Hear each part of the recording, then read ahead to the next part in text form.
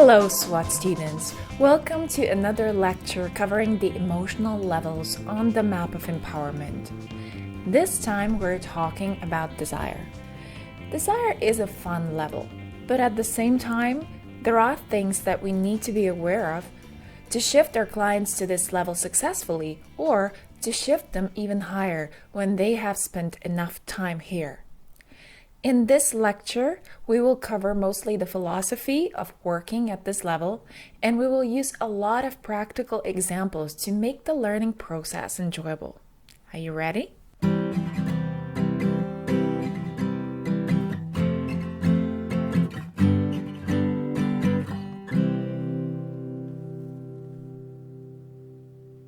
the first glance, it may seem that people know what they want, what they like and what they don't like. But in your coaching practice, you will get clients that will have a hard time connecting with their desires and passions. They typically say something like, "At this point of my life, I don't even know what I want." Or, "I never sit down to think of what I desire or what I am passionate about, let alone doing those things." A lot of times, the reason of this disconnect from their wants is, from the map of empowerment's perspective, that they're resonating in some of the lower levels, like apathy or grief. And these are not places where we are in touch with what we want and where we would be super clear about that. We find out what our passions are, what we like and what we don't like, only once we reach the level of desire. We are not connected with our wants when we're stuck in grief or lower. The coaching calls with Sonia that are part of your training are a great example of this. Sonia wants to figure out what her passions are so that she can build her future career and her future life around them. However, she's deep in grief, still living the aftermath of several huge transitions that took place in her life. Her parents died, her husband left her and asked for a divorce, job loss, empty nest. There's no wonder she cannot connect with what she wants at this point of her life. Yeah, so you didn't even have time to grieve or process. You just were the vice president of this company and you just threw yourself into your work. Yes, and we were going global and, all that kind of stuff. So I really never processed or any of those things. Right. And then in 2007? And then in February 22nd, 2007, I got my notice that my career was over. And, wow, you know the date. I know the date. But I wasn't that was kind of weird because I felt relief on that day. I wasn't angry with them. Our HR person, poor thing, she was kind of in tears having to have to say it. And I was like, it's okay, because I was ready, I was okay with that. Why do you think you were okay with that? My youngest had graduated from college or was graduated from college that year. And I had gotten to a point in my career where I wanted something next, but I was waiting for my daughter to get out of school first. Mm-hmm. So at that point, I was honestly thinking about leaving that year myself. So when they, I don't know if the term is terminated, laid off or whatever, but see, I got a package from them. So I felt it was like this worked out for me, because if I had just left, I wouldn't get this package. Right. So that worked out. Yes. So you had this time now since February 22nd, 2007, was a significant day for you. That's why you remember the date. You've been on this journey now of soul searching, trying to figure where your next steps are. Right, because when it happened, that's the way I looked at it. I was like, you know what? And I actually used those words too. It's like the universe is helping you out. You wanted to leave this job. You wanted to know what was next in life. And now here's the opportunity where you can really sit and think about it, or, do whatever you need to do to think about it. And you've spent the last 4 years flying and driving and going to workshops and conventions and reading and listening. And what have you learned? What have you learned in the last 4 years? That I am in the same place I was then, because I'm not the type of person who, I don't know what that I don't have this, there wasn't this passion in the back of my mind that if I ever had the time, I would do this or that or the other. So, and I have no idea what my purpose is. So I thought by doing all this reading and attending the seminars, I would figure that out. In your practice, you will often see the human tendency to want to evaporate from the lower levels of emotions on the map of empowerment to the very top, to the most empowered ones. People just want to leave those lower places as soon as possible. However, the results are rarely sustainable. This is why in empowerment coaching, we start to address the question, what do you want, after we have spent some time checking if some cleaning up is necessary. Have they processed their guilt or their grief? For example, a person in guilt will know what other people want and need, but she will not be connected to her own wants and desires. The level of desire, though, is still not about strategy. This is still not when we go into detailed planning and mapping out concrete action steps with your clients. I sometimes call this level uncultivated desire. It is often just the pure wanting without looking at our desires from the point of neutrality, where we are certain what will make us happy in the long term, as opposed to just the shiny object syndrome. The level of desire is almost a childlike wanting, which is why it can turn into consumerism, craving, lust, but also jealousy and greed. On the plus side, as Dr. David Hawkins puts it, desire is obviously a much higher state than apathy or grief, because in order to get, you first have to have the energy to want.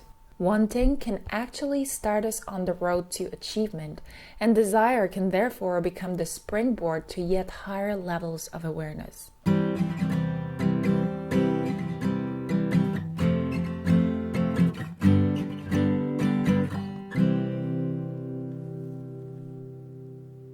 Human beings are notoriously bad at predicting what will make them happy in the long run. In psychology, we call these predictions effective forecasting. When scientists started to research how positive events like winning a lottery, for example, might affect people's happiness, they found out that most of us overestimate the duration of our future positive feelings. In other words, people make a lot of mistakes about how much they think they will like something in the future. Most predict that they will be happier than they really end up being after getting what they want. But they also predict that their happiness after getting what they want will last longer than it really does in reality. You might ask yourself, so what is the solution to this problem? Psychologists say that the antidote to the mistakes we make when we attempt to estimate what will make us happy is mindfulness. Going through life in general with awareness helps us reduce these biases. From the perspective of the map of empowerment, it's only at the level of neutrality that our awareness starts to increase. This is also one of the reasons why building long-term plans and strategies designed to get your clients to a happy life should be reserved for the level of neutrality and beyond, when that uncultivated flame of desire can get a more sustainable shape and form. So that's one of the things I think. So you're looking at saying, okay, I'm going to be around in this area for the next year, and I've got some different options. So based on your options, one of them is I'm going to just get back into sales. Mhm. But you're not sure that you want to do that. Yeah. And your other options are? There aren't any other. The other options are moving somewhere where the job opportunities are a little bit more than it. Yeah, I don't think I'll do the corporate thing, though. I don't know. I mean, okay, so wait. Yeah, let's walk this through for a minute. So the other option, you have an option of staying in the house with your ex-husband where it's probably a bit toxic. Mhm. And there's no job opportunities where you are. No. No. Because it took me 2 years to find this little job that I have now. So. Okay, so then the other option is. See, it also. Sorry. You go ahead. I switched my whole sales career into this alternative stuff.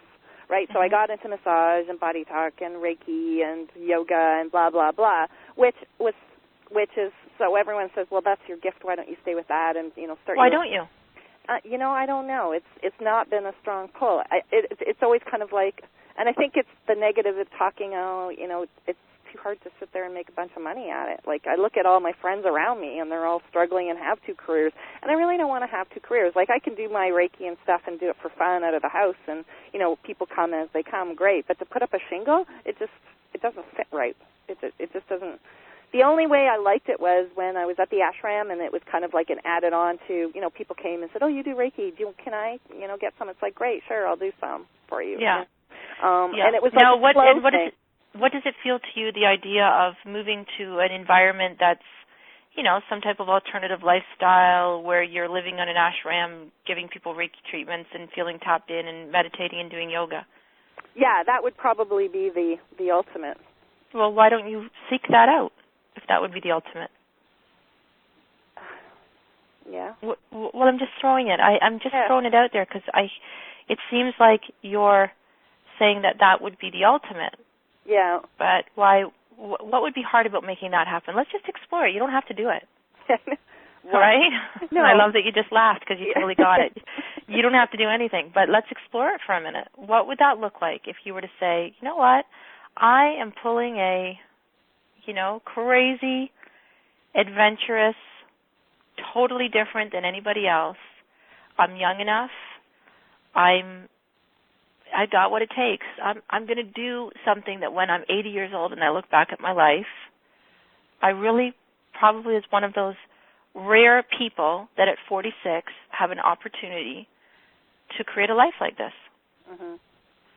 So let's just walk it through, like pretending, but let's just walk it through. How would it unfold? How could you make it happen? Well, to live in an ashram is very easy. You just show up and you do karma yoga. I mean, there's nothing to it. You just, again, though, so you spend some time there, which is great. But then you don't make a living. You learn the ashram lifestyle, which is cool, Okay. And you. How much does it cost to live there? I don't think it's that much. I mean, you can cut deals where. It depends on where you go, I think. But okay, let's just paint. You go to Australia. And I just want to throw this. I'm telling you, Claudia, maybe we're supposed to be having this conversation because you're sort of like saying, I could give up on my dream and the ultimate life, or I could have a lawyer here that's going to take care of business. The house will have to be sold. I will have to sign some documents. Some money will have to be deposited into my bank account wherever I live. And I'm in a position to... Wow, I just think it's crazy fun. Mm-hmm. You're in a position to actually create a dream life. Mm-hmm. So let's just imagine, and maybe the ashram isn't the ultimate, but is it? When I just said move to an ashram, could you not make money on the side outside of an ashram, or no? No, it wouldn't be an ashram. It couldn't be an ashram that you're thinking about making money at. No. Okay, I'm not even really thinking about anything. I'm just throwing it out there, and you said that would be the ultimate life. Would it be, or no? It would be, but maybe not. Maybe. Yeah, I'm just thinking like. What would be the ultimate life? Something like an ashram. So you're at a wellness. It's all wellness people around. Do you know what I'm saying? Like yes, totally. It's like getting a job at Kripalu or getting a job at the Omega Institute, and you're living in every day. You've got different healers and speakers, and you could work in the spa area and give some massages, and you're paid, and you don't make tons of money, but it's all vegetarian food. Everything it's very beautiful. Mm-hmm. Does that excite you or no? Yep. It does. Does that excite you on a scale of 1 to 10? 10 being like, wow, that would be amazing, and 1 being, ugh, what would that number be? Probably about an 8. An 8? Mm-hmm. Okay, so tell me some other. Just paint some different lifestyles, and let's just walk them through and then see what it would be like to actually make that lifestyle happen. What would be your dream lifestyle? What would be the dream job? The dream life, not job? But not to work at all. Okay. Just to float around would be my dream job. No, actually, I'm kind of excited about, I was talking to, her name's Dipna, she's sort of my sea kayaking mentor, and just kind of doing that thing where you do the sea kayaking yoga deal with people. And then, you just sort of follow that around too. And again, it's like, yeah, that sounds really fun, and I had a great time doing it. But when I go back to all these things, it always goes back to, but sure, it'll be great. And even Dipna said, just do it for a year or two, and then after that, you can worry about other things. So I don't know. But why? What I'm sort of with her. Like, I'm sort of saying, you're going through a yucky, gross situation. You got to live in the house with the guy that you're leaving. It's not very good energy. You're in a position where you could list the house and let lawyers hash it out and go off and do your sea kayaking and do your yoga, and who knows, you may get a half-decent settlement out of this. That then you're in a position to think, okay, now I have a little money sitting in my bank account. I have a little bit of a. Will that happen? Will you get a little nest egg? Yeah. Okay. I'll get half the house. So. Okay. So let's say somewhere. Okay. So let's say in a year from now, you're 47 years old. You've spent a year traveling, an adventure, doing yoga, doing sea kayaking with this woman that you have a lot of fun with. In a year from now, you got $125,000 sitting in your bank, and you've got a monthly amount of $2,500 coming to you to pay this modest life that you say you want. Maybe I don't want a complete modest life. Yeah, but maybe you're meant to have a modest life for a year, and then you got $125,000 that at that point you can say, you know what, I've really had an adventure. Yeah. Or do you feel like, no, right now I need to buckle down, I'm going to rent a little place in the city, I'm going to get a sales job, I'm going to make my $75,000 a year, whatever you can make going back doing sales, $100,000 a year, I don't know, and I'm going to get some roots now. Which one feels like on a scale of 1 to 10? Let's do I'm going to go off sea kayaking for a year, and in a year from now I'll have That's definitely a 10 plus. Where the other is like it's my logical side going, yeah, I can do it. Don't do the logical side. Yeah.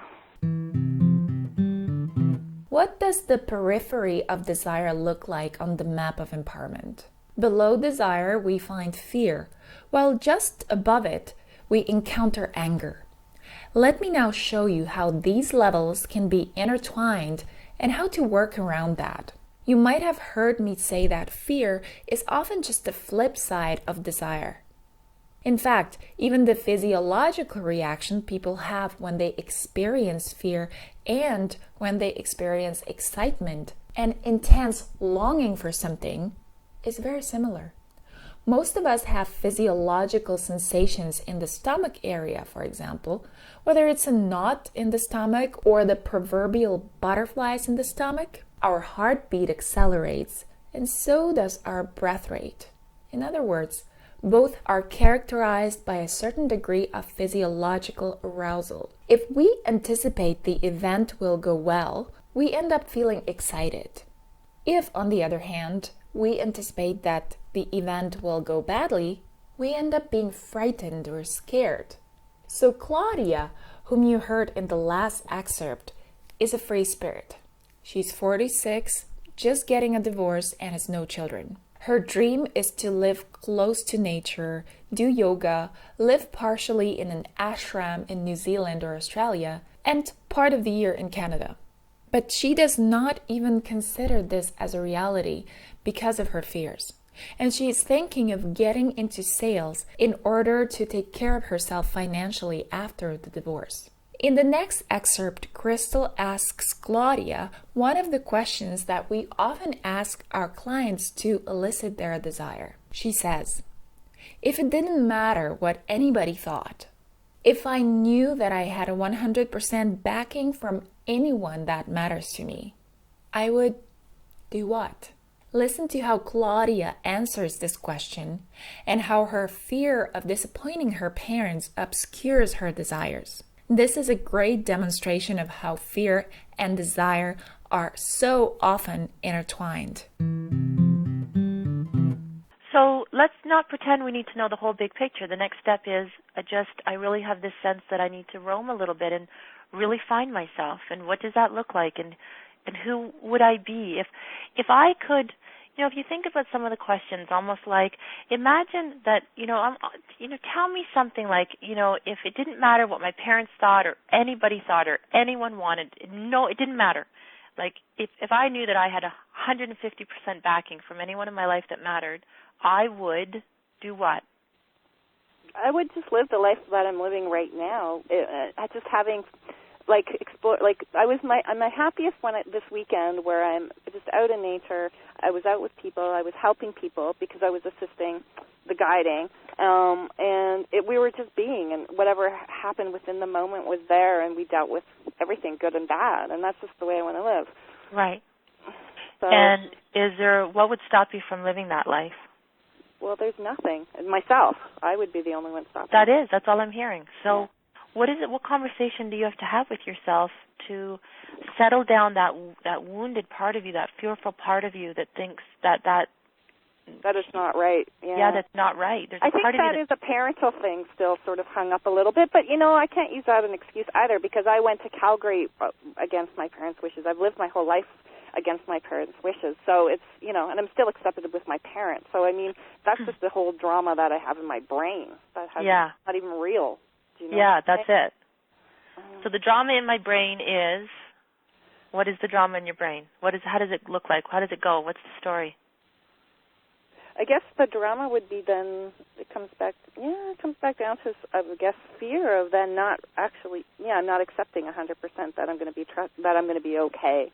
Yeah. Yeah. Here's the reality. Yeah. Here's the reality. They don't. Yeah. They don't. Yeah. They never have, and yet you've always been okay. Yeah. Always. Yeah. So you know what? How do you accept that they don't completely understand the choices you make? Can you accept that they don't, and they might not ever totally get you, but they love you? Yeah, since I've been back, I've actually come to that closer to realize that, and now I've just put boundaries on how much time I spent with them because they can get me in a kind of funk. Yeah. You might remember from the lectures on fear that we used the intervention, if I weren't afraid, I would, and we had the client fill in that statement. Now, although we reframed it as fear, what we were really after was the client's desire. To integrate these learnings, please listen to the following 2 excerpts featuring Denise and Rochelle and notice the difference between these 2 clients. And the question that I would rather you ask yourself is, if I weren't afraid, I would. Okay. So, and when I say that to you, if I weren't afraid, I would. Just imagine for a minute you could just let the first things that pop out of your mouth, and I wouldn't hold you to it. You don't have to go and, do anything crazy or face your fears. But what are some of the things that would pop into your being right now? If I were to say, Denise, if you weren't afraid, you would do what? What are some of the things you would do right now if you had no fear and you knew guaranteed that you could accomplish it? I would travel more. I would pursue my passions, which is holistic health, and then helping kids with Asperger's and parents with Asperger's. I would, just be an advocate for parents. I would lose weight just naturally because I'm happier and don't want to just eat all the time. I would work out more. I'd be just healthier and happier. Yeah, so if I weren't afraid, so let's just go for a minute and say, so if I weren't afraid, I would pursue this holistic health career. Have you looked into courses that you would take? Oh, yeah, I've already taken 9 courses, and I just need to get certified in it, but that's where I get stuck. I don't study, So why are you afraid to graduate? Because then I would have to look into opening, doing something with it, and I don't know what to do next. So I feel like if I why are you? So let's keep asking these questions, because these questions are what are going to help you to see why you're stuck. So so if I'm afraid to graduate because, say it. Well, see if it makes sense. Well, I'm afraid to graduate because, one, what if I don't graduate? What if I can't pass the test? Okay, so there's your first thing. So the first thing is, I'm afraid I might not graduate. Right. I would love for you to write these down. Okay. Just for you to be able to visually see that. I'm afraid I might not graduate, so I don't even bother trying to finish. Might not graduate. so I don't bother finishing studying. Okay. Let's. Yeah. Okay. What would it take to finish that? What would it take to finish it? Just what would putting it my take mind to graduate? But how many weeks, months? What would it take? Maybe 3 months to study and get enough. You have to do 50 people. You have to do sessions on and know the flow chart by heart, and so probably about 3 months. Okay. Do you have 50 people that you could do those sessions on? As long as you have 50 sessions, it doesn't matter if it's the same people. So yeah. Mm-hmm. Okay. So that would take you about 3 months to do that. So I'm afraid I might not graduate, so I don't bother finishing. Let's talk about what else you're afraid of. I'm afraid that if I do graduate,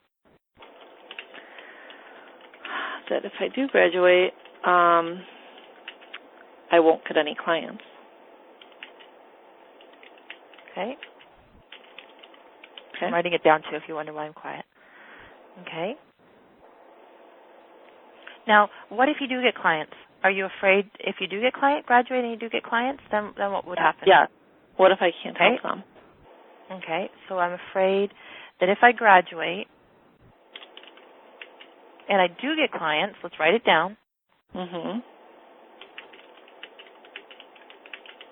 Then what? You might not be able to help them. Then I'll be a failure. Okay.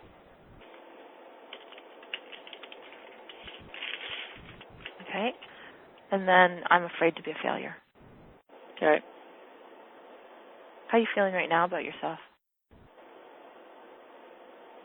That I'm a failure. Yeah, you already faced that fear. So that's one tip that helps you to continue turning up your light. And then the other thing is really asking yourself when that happens, it's really that you're afraid of something. You're afraid, there's some fear that's coming up. It's bubbling to the surface. And fear really paralyzes us. Fear makes us, it really, but when you can just, again, write it down on paper, you don't have to do anything with it. Mm-hmm. Just acknowledge it. So you write it in your journal again. That's why journaling is so powerful. You write in your journal, what am I really afraid of? Mm-hmm. Or, if it's easier, you write, if I weren't afraid, I would. Mm-hmm. If I weren't afraid, I would. And just let whatever answers come for you. And that continues to help you. If I weren't afraid, I would. Like, what are some of the things that, as I say that right now, if I were just to say to you, Rochelle, if you weren't afraid, what would you do? If you weren't afraid, you would. Just let it come so fast that you don't give it too much thought. I would leave tomorrow. Mm-hmm. Okay, what else? If I weren't afraid, I would. That was my knee-jerk reaction. Okay, so that tells me that the only reason you're staying right now is you're still afraid. And what is it that you're afraid of? Being alone. Okay, so let's explore that for a minute. So I'm afraid of being alone. So you would move into your own place, and you're afraid, what, of being in that house by yourself? Tell me what you're afraid of. Tell me how many times you've been able to invite your boyfriend over to your house.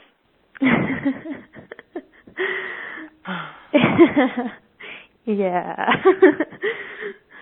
Yeah. Well, are you also afraid of that, of having your own place and knowing that opens you up to intimacy and letting somebody in, or are you not afraid of that? No, I'm not afraid of that. And in fact, we have plans to light candles and stuff on Friday. Yay! Where are you doing that? Well, it's my brother's birthday, so my other brother's picking up my grandma today, so I'm going to be alone. Yay! So it sounds like you're excited to be alone. Yeah, I mean...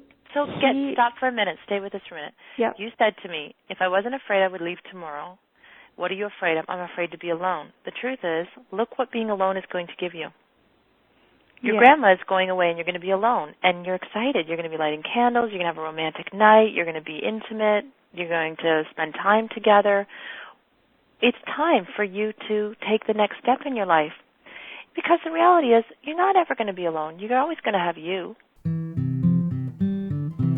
Hopefully, you have noticed a different energy in the voices of these two clients. They both had fears. They were both in a situation they did not like. But while there was no fire in the voice of Denise, which means that she's not ready for the level of desire yet, Rochelle was, despite her fears, more than ready to start figuring out what lights her up and what she really wants.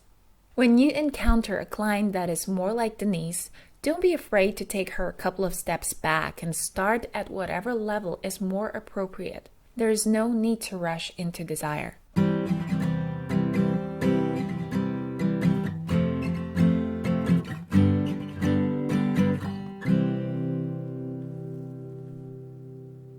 Even people stuck in anger can have a hard time leaving this place because they have skipped desire, which is just below anger. They might lack the awareness that they are frustrated because they don't have enough clarity as to what it is they're actually not getting.